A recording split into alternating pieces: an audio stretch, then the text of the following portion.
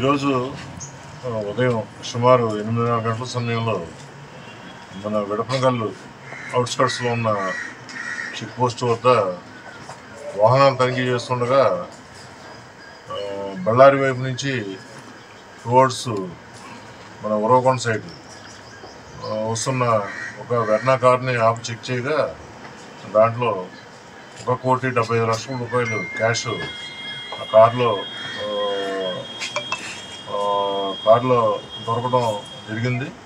దాని మీద అతను వివరాలు అడుగుగా అతను పందల కృష్ణారెడ్డి అని ఇతని నేటివ్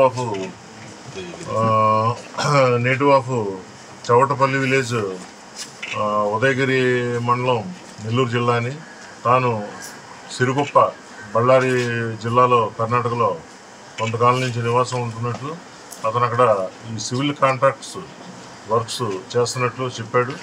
ఈ క్యాష్ గురించి వివరాలు అడుగుగా ఆయన దీనికి సంబంధించి ఏ విధమైన కాగితాలు చూపించినందున కారుని ఈ క్యాష్ కూడా సీజ్ చేయడం జరిగింది.